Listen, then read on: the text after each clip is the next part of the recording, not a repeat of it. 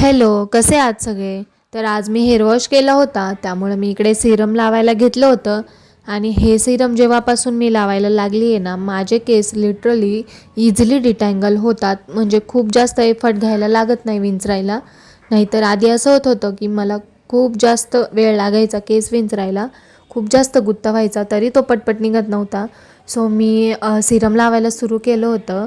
आणि आता इकडे माझी हेअर केअर करून झाली होती आणि मी आज बनवणार होते तिळाची चक्की. तर मी तिळाच्या चक्कीची रेसिपी पुढे शेअर केलीच आहे, व्हिडिओ शेवटपर्यंत नक्कीच बघा.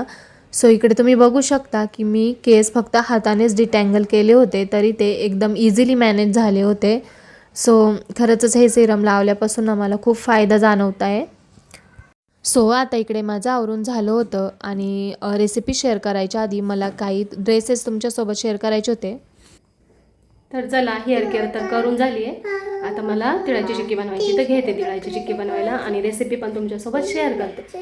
तशी तर मी शेंगदाण्याची चिक्की बनवलेली भरपूर वेळा, तिळाची नाही बनवलेली. तिळाच्या चक्कीचे पण भरपूर जास्त फायदे आहे. चला, हिच्यासाठीच बनवायची मेन म्हणजे. चला करू. तर रेसिपी शेअर करण्याच्या आधी ना इकडे माझे काही पार्सल्स आले होते, ते पहिले तुम्हाला दाखवते. तर हे होते फ्रीज कवर, जे मी फ्रीजसाठी मागवले होते. आणि यांची क्वालिटी खूप जास्त छान होती. म्हणजे याच्यावर जरी काही सांडलं ना तरी ते इझिली पुसून निघेल अशा क्वालिटीचे होते आणि खूपच कमी प्राईसमध्ये मला हे रिसीव झाले होते. सो हे बेस्ट प्रोडक्ट आहे. नेक्स्ट होता हा रेयॉनचा मॅटर्निटी ड्रेस, ज्याची क्वालिटी खूप जास्त छान होती अकॉर्डिंग टू प्राईस. तर मी इथे वेअर करून दाखवला आहे. ॲक्च्युली मला हा लूज होते, सो मी मागून त्याला क्लच लावला होता आणि याला दोन्ही बाजूने साईड झिप आहे. तर नेक्स्ट आहे हा ग्रीन कलरचा. याची पण क्वालिटी खूप जास्त छान होती आणि हा कॉटनमध्ये येतो. सो याची फिनिशिंगसुद्धा एकदम परफेक्ट होती. आणि थर्ड आहे हा पिस्ता कलरचा. याची पण क्वालिटी खरंच खूप छान होती आणि हा पण कॉटनमध्ये येतो. तर चला, तुम्हाला पण या टॉप्स आणि फ्रीज कव्हरची लिंक पाहिजे असेल तर डिस्क्रिप्शनमध्ये दिलेली आहे, नक्की चेकआउट करा. त्यानंतर मी कॉटन साडी मागवलेली होती. ही जी की रेग्युलर यूजसाठी खूप जास्त छान आहे, तुम्ही बघू शकता. या सगळ्याच्या लिंक मी डिस्क्रिप्शन बॉक्समध्ये दिलेल्या आहेत. तर येऊया आपल्या रेसिपीकडे. रेसिपीसाठी मी 1 वाटी तीळ आणि 1 वाटी गूळ घेतला आहे. जेवढे तीळ घेतले तेवढाच गूळ घ्यायचा आहे आणि 2 चमचे तूप. तर इकडे मी कढई गरम व्हायला ठेवली होती आणि त्यामध्ये तीळ भाजून घेतले. तीळ एकदम आपल्याला मंद आचेवर असे कुरकुरीत खुसखुशीत जसे म्हणतो ना तसे असे भाजून घ्यायचे आहेत. अजिबात फुल गॅस करायचा नाही आहे किंवा घाई करायची नाही आहे. आता इथं मी फास्ट प्रोसेस दाखवते, पण मला खूप जास्त वेळ लागला होता. त्यानंतर आहे ना तीळ भाजून झाले होते. सो मी इकडे पळपट घेतला आणि त्याला मी असं पूर्णपणे तूप लावून पसरवून ठेवलं. म्हणजे जेव्हा आपल्याला चिक्की रेडी केली ना, आपण डायरेक्ट त्याच्यावर पसरून देऊ शकतो. आणि लाटणं होतं, लाटण्याला पण मी असंच सगळीकडून तूप लावून सोडून दिलं होतं, म्हणजे ठेवून दिलं होतं. त्यानंतर मी इकडे गुळाचा पाक करायला घेतला. त्यासाठी मी इकडे 2 चमचे तूप टाकून घेतलं कढईमध्ये आणि जेवढा 1 वाटी गूळ होता ना तो त्यामध्ये टाकला. तर इथे सुरुवातीला गॅस फुल केला तरी चालेल, पण नंतर थोडासा कमीच करायचा. वितळेपर्यंत फुल करून तुम्ही वितळून घेऊ शकता. तर इथे बघू शकता मी आता हळूहळू इकडे गूळ वितळून घेत आहे. गूळ आपल्याला तोपर्यंत वितळून घ्यायचा आहे जोपर्यंत त्याचा फेस होत नाही. हे आता तुम्ही बघू शकता इकडे गुळाचा आता फेस व्हायला लागला आहे.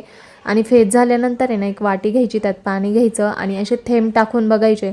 ते थेंब आहे ना चावून बघायचे, वाटलंच तर खाऊन बघायचे. ते जर कुरकुरीत लागले ना तर आपला गुळाचा पाक रेडी झाला आहे. आणि जर ते थेंब असे सॉफ्ट कसे चॉकलेट कसं असतं इक्लेर वगैरे चॉकलेट त्यासारखं लागलं तर अजून तो पाक व्हायचा बाकी आहे. तर इकडे ना माझा पाक थोडासा काहीतरी राहिला होता. सो मी थोडा पण तो परत करून घेतला आणि त्यानंतर परत मी चेक केलं. आता इकडे माझे ना एकदम कुरकुरीत असं तुटत होतं, कुरकुरीत झालं होतं गुळाचा पाक. आता त्यामध्ये मी तीळ टाकला आणि एकदम मंद आचेवर 1-2 सेकंद भाजून घेतलं आणि त्यानंतर लगेचच आहे ना गॅस बंद करायचा. खूप जास्त वेळ गॅस नाही चालू ठेवायचा आणि जोपर्यंत गरम आहे ना चिक्की तोपर्यंत लगेचच आपल्याला पोळपटवरती टाकून घ्यायची आहे. थंड झाल्यानंतर ती पसरणार नाही. ही प्रोसेस आपल्याला खूपच जास्त फास्ट करायची आहे. इकडे बघू शकता आता इझिली स्प्रेड होते चक्की. थंड झाल्यानंतर एवढी इझिली स्प्रेड नाही होणार. त्यानंतर मी लाटण्याने थोडीफार लाटून घेतली. आता तुम्हाला किती जाड पातळ पाहिजे आहे हे तुमच्यानुसार तुम्ही करून लाटून घेऊ शकता. आणि चिक्की गरम आहे ना तोपर्यंतच मी लगेच अशा वड्या पाडून घेतल्या. थंड झाल्यावर याच्या वड्या पडणं शक्यच नाही आहे, त्यामुळं गरम आहे ना तोपर्यंतच मी लगेच इकडे वड्या पाडून घेतल्या. आणि वड्या पाडून झाल्यानंतर आहे ना मला इकडे वेदूने खूप जास्त घाई केली होती की मला चिक्की दे. त्याच्यामुळं मी म्हणजे पूर्णपणे थंड पण नव्हता झाला तेच याच्या वड्या फोडून घेतल्या होत्या. तुम्ही असं नका करू, कारण इकडे बघू शकता माझी मुलगी मला घाई करत होती, त्यामुळे मला ते ना पूर्ण सेट पण नाही तिने होऊन दिलं, तेच ती मला दे दे करत होती. सो मी ते पूर्ण सेट न होताच काढलं होतं. तुम्ही खरंच असं करू नका, ते पूर्णपणे अर्धा पाऊण तास असेल ना सेट होऊ द्या, म्हणजे त्याच्या ज्या वड्या आहे ना त्या एकदम फास्ट आणि इझिली निघून जातील. आता इथे मला थोडासा त्रास होतो आहे वड्या काढायला, आणि जे कड्याकडेच्या होत्या ना त्या इझिली तुटत होत्या, पण ज्या असा मधला पार्ट होता ना तो असा चिप चिप चिप झाला होता, त्यामुळे तो नव्हता निघत पटपट.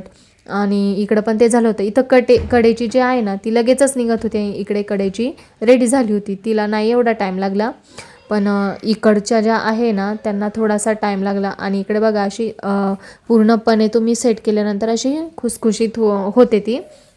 तर चला इकडे माझ्या वड्या पण पाडून झाल्या होत्या आणि मी इकडे तुम्हाला एक तोडून दाखवते. आता पूर्ण गार झाली होती, अशी एकदम इझिली ती तुटते, म्हणजे जास्त एफर्ट पण नाही लावायला लागत. इकडे बघू शकता इझिली लगेच तुटते, म्हणजे खुसखुशीत झाली आपली चक्की. झाली माझी चक्की बनून. आणि ना आता खायचं काम चाललंय. तर काय झालं, ती जेव्हा पळपटवर टाकतो ना तर ती पूर्णपणे सेट होऊन द्यायची, नाहीतर पूर्णपणे गारून द्यायची पूर्णपणे. पण थोडं पण तिच्यात मॉइश्चर नाही राहिलं पाहिजे, म्हणजे अशी दाबली नाही पाहिजे, पूर्ण कुरकुरीत कडक झाली ना मग ती तोडायची. हिने काय केलं, ती गार पण नव्हती झाली, तेच मला तोडायला लावलंय. आणि अजून पण ती सेट नाही झाली तरी ती खाऊ राहिली. मग काय होतं, सेट नाही झालं ना मग ते दाताला चिटकतं. पूर्णपणे सेट होऊन द्यायचे. आणि ज्या बाजूबाजूच्या होत्या ना कडेकडेच्या त्या पूर्ण झाल्या होत्या सेट, ते छान कुरकुरीत लागत होत्या, पण मधली ना सेट नव्हतं झालं. जो मधला पोर्शन होता तो तिने लगेच मला काढायला लावले. आणि आता चाललं खायचं काम, लगेच काढलं आणि मग ते चिटकायच्या एकमेकांना. त्यामुळे आज तुम्ही असं नका करू, तुम्ही पूर्णपणे सेट होऊ द्या आणि मगच तोडा ते. आता इकडे कस्टमरचा ब्लाऊज होता, तो मी शिवला होता, त्याला मला हात सिलाई करायची होती आणि हुक्स वगैरे लावून घ्यायच्या होत्या, तेच मी इकडं लावून घेते. आणि वेदूचं बघा काय चाललंय, म्हणजे खूप जास्त येड्यात काढते ना मला ती. खायचं एकीकडे चाललंय, मध्ये मध्ये करायचं एकीकडे चाललंय, म्हणजे अशी थोडी पण शांत नसते. तर चला, तुम्हाला माझा हा व्हिडिओ कसा वाटला कमेंटमध्ये नक्कीच सांगा. चॅनलवर नवीन असाल तर सबस्क्राईब करा. भेटूया आपण अशाच नेक्स्ट व्लॉगमध्ये. चलो बाय.